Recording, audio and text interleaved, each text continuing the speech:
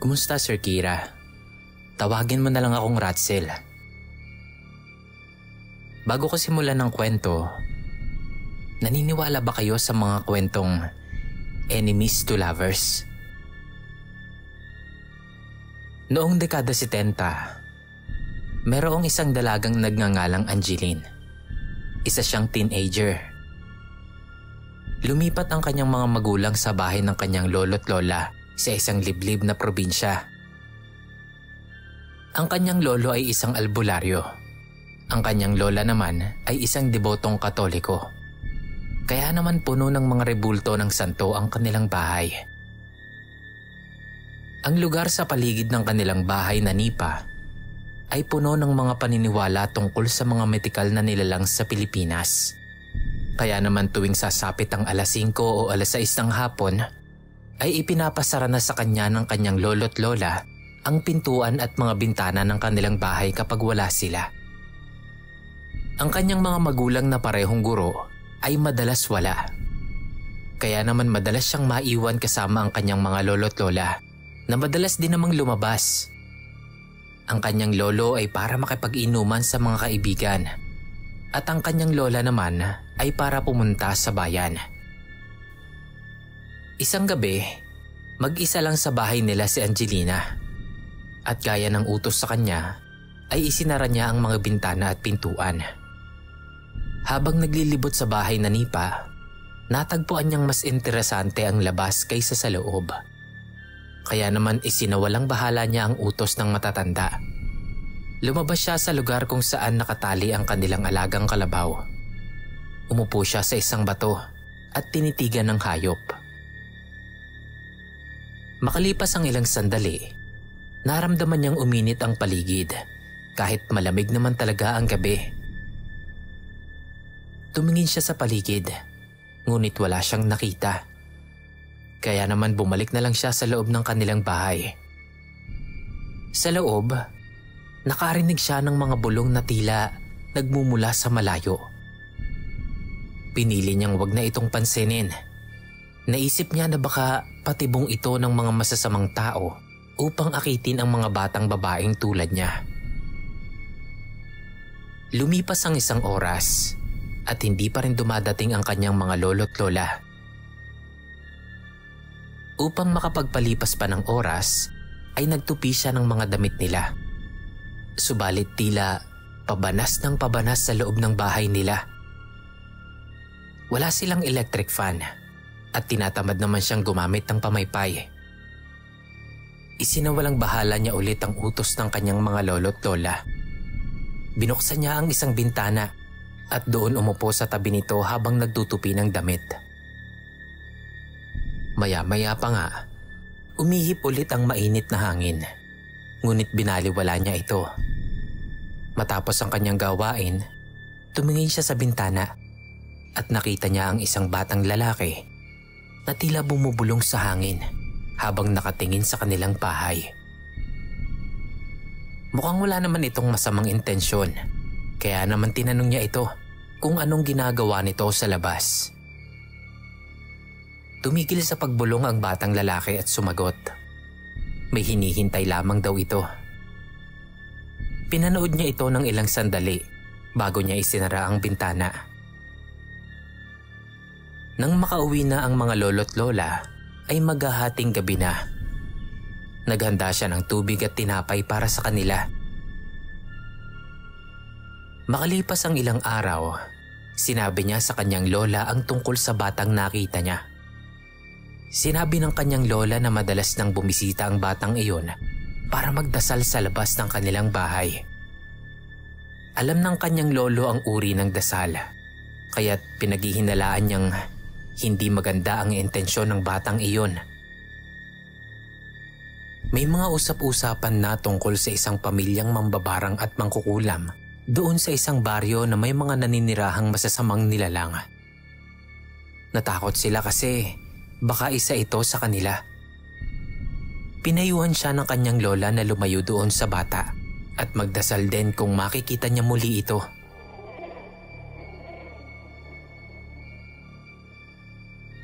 Makalipas ang ilang linggo, Sumama si Angelina sa kanyang lola papunta sa bayan para bumili ng gulay at prutas. Sa gitna ng kasiglahan ng pamilihan, nawala sa kanyang paningin ang kanyang lola. Nagpanik ang dalaga. Naglakad siya papunta sa mas tahimik na lugar. Makalipas ang ilang minuto na hindi nakikita ang kanyang lola, nagsimula siyang umiyak. Bigla niyang naramdaman na may humawak sa kanyang kamay. At ito ay ang batang lalaki na nakita niya noong nagdaang gabi. Hinila siya nito papunta sa labasan ng pamilihan. Doon, nagkita muli sila ng kanyang lola. Nakita niyang ipinagtatanong siya nito sa mga dumadaan. Niyakap siya nito ng mahigpit nung makita siya. Ngunit nung muli niyang lingunin yung batang lalaki, ay wala na ito.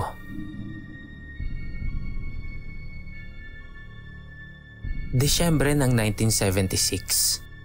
Bumisita ang kanyang mga magulang para sa Pasko at binigyan siya ng 2 porselas bilang regalo. Gusto niya sanang maibigay ang isa. Ngunit napagtanto niyang wala siyang kaibigan. Sa kabila ng pagiging introvert niya, nagpasya si Angelina na makipagkaibigan sa mga kapitbahay. Ngunit walang nagdiriwang ng Pasko o kahit lumalabas man lang ng kanilang bahay. Naglakad siya hanggang sa makarinig siya ng ingay mula sa isang malapit na pista. Naakit siya rito at natagpuan niya ang isang maliit na baryo na maraming tao na nagdiriwang ng pista. Pero hindi ito ukol sa Pasko.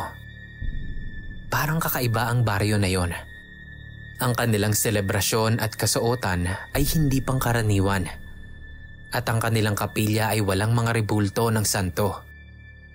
Ang mga tao ay sumasayaw sa silid ng kanilang bahay, sa paligid ng kanilang mga mesa na parang may mga tribong nagsasayaw. Nang mapagtanto niyang may mali, sinubukan niyang umalis.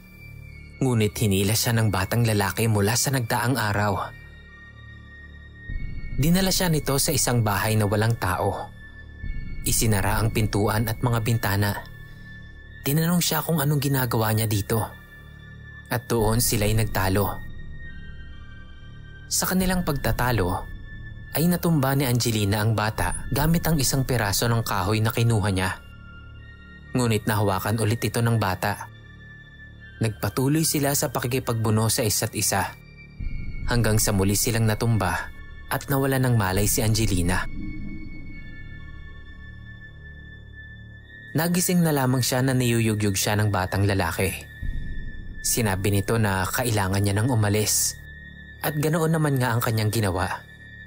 Subalit sinusundan siya ng bata pa uwi. Nagtititigan lamang sila hanggang sa makauwi na siya ng ligtas. Sa kabila ng kanilang alitan ay patuloy silang nagkakasalubong. Nagpapalitan sila ng masamang tingin at sumpa. Isang gabi sa tabi ng lawa, lumapit ang bata at humingi ng tawad sa kanilang nakaraang sagupaan. Tinanggap niya naman ito at nag-usap silang dalawa. Isiniwalat ang kanilang buhay sa isa't isa. Nagpakilala ang batang lalaki bilang si David at ganoon din naman si Angelina. Ibinigay ni Angelina ang isang pulseras kay David, kaya't sa kanya na lamang ito ibibigay ng dalaga. Pagkalipas ng ilang araw, nagkaroon ng kakaibang sakit ang kanyang lolo. Nagkaroon ito ng sugat-sugat sa leeg. Sa kabila ng mga pagsubok ng mga albularyo para pagalingin ang matanda, ay hirap na hirap ang mga ito. Masyado raw malakas ang sumpa. Tinukoy nila si David bilang may sala. Natakot si Angelina at binalaan si David tungkol sa plano ng kanyang lolo na papatayin ang pamilya nito. Sinabi naman ni David na gagamitin niya ang itim na mahika para ipagtanggol ang sarili. Ngunit nakiusap si Angelina na pagalingin na lang ang kanyang lolo upang matapos na ang hidwaan. Dahil doon ay nagkaroon muli sila ng matinding pagtatalo. Hanggang sa nawalan na naman ng malay si Angelina dahil pinatumba siya ng nanay ni David. Kinuha siya ng pamilya ng lalaki at saka dinala sa kanilang baryo. Sa puntong ito, ang sumunod na nangyari ay kakilakilabot. Babala po sa mga mahihina ang sikmura at sa mga kumakain ngayon. Dinala nila ang kanyang walang malay na katawan sa kanilang kapilya. Sumunod naman si David at tumabi ito sa kanyang katawan. Inilagay nila si Angelina sa altar na nasa gitna ng kapilya. Itinali ang kanyang pulso, paa at leeg. Pagkatapos ay inutusan ng mga magulang si David na kunin ang 5 gintong kupita. Kinuha niya ang mga ito at pumunta sa likod ng chapel na may lihim na backdoor na papunta naman sa underground. Sumunod sa kanya ang isang lalaki. Mukha itong butcher o isang matadero. Binuksan niya ang bakal na pinto at saka tumingin sa 2 babaeng nakakadena. Pinunasan ng lalaki ang kanyang kutsilyo at saka pumasok sa loob. Muli po, nagbababala ako para sa susunod na eksena. Hinawakan ng lalaki ang buhok ng isang babae. Itinaas ang hawak nitong kutsilyo at saka iyon itinarak sa liig ng babae.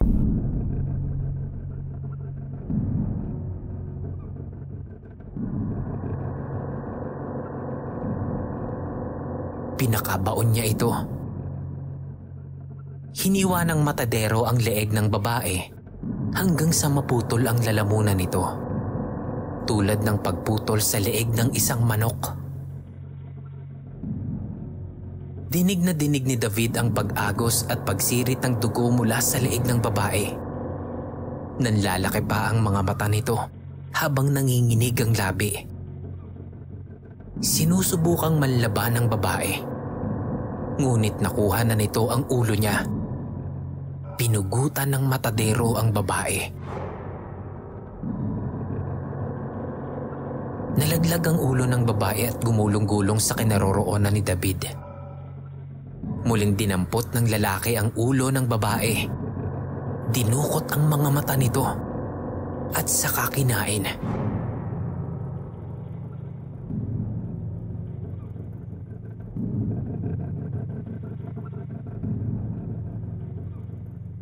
Sinahod ni David ang dugo mula sa leeg ng wala ng buhay na babae. Pinupuno niya ng dugo ang bawat kupitang hawak. Ngunit hindi ito sumapat. Dahil sa takot, ay iyak na ng iyak ang isa pang babae. Lalo't nakatuon na sa kanya ang paningin ng matadero. Ngunit bago niya ito mahawakan, ay sumampa si David sa kanyang likuran at sinakal ang matadero. Ikinulong niya ang leeg ng lalaki sa kanyang mga braso. Nagpupumiglas pa ang lalaki at sinusubukan niyang iuntog sa pader si David. Ngunit mas matangkad at mas malakas si David. Tinusok niya ang mata ng lalaki hanggang sa ito ay magdugo. Kinuha niya ang kutsilyong gamit nito kanina at saka itinarak sa leeg ng lalaki.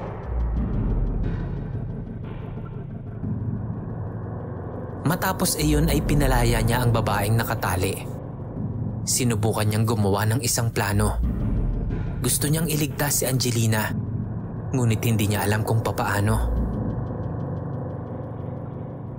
Sa kabila ng kanilang pagkakaiba, ay isinugal ni David ang lahat para kay Angelina. Kahit pa nga nangangahulugan ito ng tiyak niyang kamatayan. Sumigaw siya sa Panginoon. Kahit na siya ay isang masamang tao, isinumpa niya ang maraming inosenteng tao. Inialay niya ang kanyang buhay sa dyablo. Lumabas siya at lumuhod. Binibigkas ang pangalan ng Panginoon. Humihingi ng tulong at kapatawaran. Hanggang sa biglang kumidlat ng malakas at bumuhos ang napakalakas na ulan. Narinig niya ang kaguluhan sa loob ng kapilya. Nagalit ang mga tao dahil namatay ang apoy sa labas ng kapilya. Bahagi ito ng kanilang ritual. At kapag walang apoy, ay hindi ito magiging matagumpay. Naghintay sila hanggang sa huminto ang ulan. Ngunit hindi ito tumigil. Nanatili si David sa labas. Tumingala sa langit hanggang sa may tumamang kidlat sa kanyang harapan. Tumingin siya sa kung saan tumama ang kidlat. Mayroong isang kakaibang halaman na may tumutulong likido. Dahil sa ulan, dumami ng dumami ang likido. Sapat iyon para punuin ang maraming galon. Hindi niya alam kung anong halaman iyon. Mahirap daw itong ilarawan at hindi karaniwan sa Pilipinas. Bumalik siya sa loob at kinuha ang mga kupitang may lamang dugo. At hinaluan niya ito ng likido na nagmula doon sa halaman.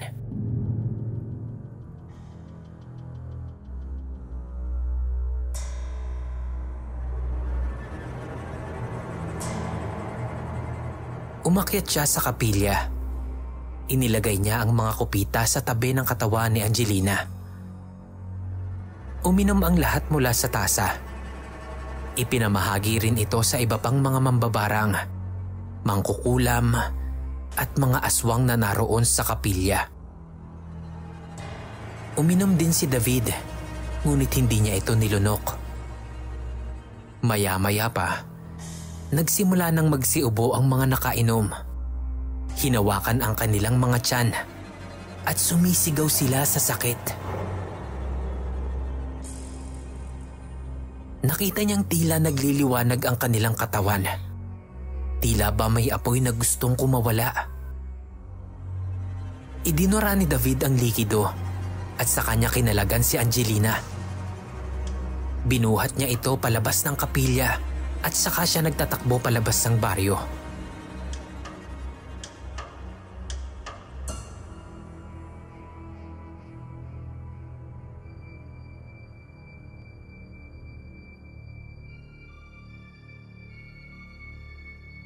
Pagdating sa lawa ay huminto sila upang makapagpahinga. Nabitawan niya si Angelina nang bigla siyang magising at sumigaw. Sinigawan niya si David dahil sa pagkagulat. Pinakalma siya ni David. Naupo silang dalawa at saka ikinuwento ang mga nangyari habang siya ay walang malay. Hindi siya makapaniwala sa ikinuwento nito. Ngunit nagpasalamat siya sa pagkakaligtas. Doon ay tila may damdaming umusbong sa kanilang dalawa. Nagkatinginan sila ng may pagkailang. Sinundan ni David si Angelina pabalik sa kanilang bahay. Nang makita siya ng kanyang mga lolo't lola na umiiyak at yakap-yakap ang kanyang larawan, ay nagtatakbo palabas ang mga ito at saka siya niyakap. Pagkatapos ay tinitigan nila si David ng masama. Ngunit nang ipaliwanag ni Angelina ang nangyari, ay pinatuloy na rin nila si David sa kanilang bahay. Doon na nila ito pinagpalipas ng gabi. Kinabukasan, sinabihan ni David si Angelina na umalis na sa lugar. Alam niyang palaging makakahanap ng paraan ang kanyang pamilya para saktan si Angelina. Lalo na't nung mga oras na yon ay isa na siyang saksi. Subalit tumanggi si Angelina. Mas pinili niyang manatili na lamang sa lugar na yon. At ang naging resulta noon ay nakuha niya ang parehong sakit na natamo ng kanyang lolo. Ngunit mas malala ang kanya. Sa panahong iyon ay naging malinaw ang kanilang mga nararamdaman. Maayos na inalagaan ni David si Angelina habang ang kanyang mga lolo't lola ay nananalangin para sa kanya. Pagkalipas ng ilang araw ay nawala rin ang sakit ni Angelina.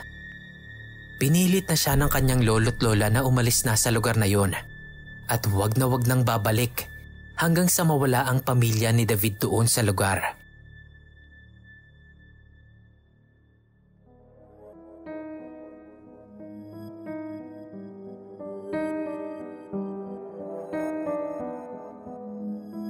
Sumama si David sa pag-alis ni Angelina. Ayaw nang bumalik nito sa kanyang pamilya. Alam niyang nais ng Panginoon na magkaroon siya ng bagong buhay. Pagdating sa lungsod, ay pareho silang nag-aral. Sa tulong na rin ng mga magulang ni Angelina. Tinulungan ni Angelina si David sa kanyang mga aralin. Dahil ni minsan ay hindi pa nakapag-aral si David. Nagtapos sila ng kolehiyo ng magkasama at kalaunan ay naging magkasintahan pagkatapos ng graduation. Kahanga-hanga ang naging pagbabago ni David. Nakakuha siya ng mataas na parangal sa kanyang pag-aaral. Naging isa siyang magna cum laude. Muli silang lumipat ng lugar at nagtrabaho. Hanggang si David ay naging isa ng ganap na abogado at si Angelina naman ay isang doktor. Nagdesisyon silang magpakasal sa edad na 27. Nagkaroon sila ng 3 anak sa paglipas ng panahon. At ako ang panganay nilang anak, kasama ng 2 ko pang kapatid. Opo, anak po ako ni Angelina at David. Totoo po nilang mga pangalan yan. Sir Kira, ito naman po ay nangyari noong 2023. 1 taon na ang nakalipas. Nasa koma sa ospital yung 2. Sinabi ng doktor sa amin na pareho silang may sakit at maaaring hindi na magtagal sa mundo. Bumibisita kami sa ospital kasama ang aming mga pamilya. Umiiyak ang mga kapatid ko. Ang napansin ko ay palaging magkahawak ang kamay ng aming mga magulang.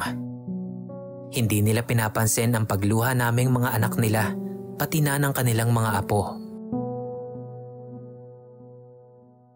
Meron po silang sinasabing tula sa isa't isa. Maikli lang ito, ngunit naaalala ko pa rin ito na parang kahapon lang nangyari. Magkasama, palagi, tayo magtatagumpay sa pag-ibig na walang hanggan, walang wakas, hanggang magtagpo tayo sa harapan ng Panginoon. Mahal ko.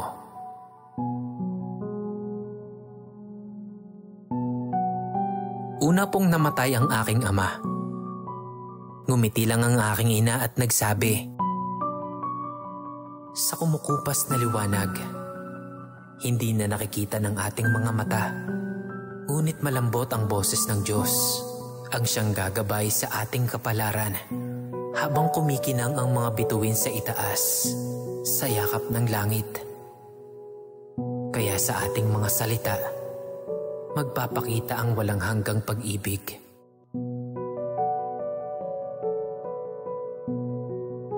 Ang kanila pong buhay ay naging aral para sa aming pamilya. Hanggang dito na lang po. Salamat po sa pag-post ng kanilang kwento sa inyong channel. Sa Diyos ang lahat ng kaluwalhatian.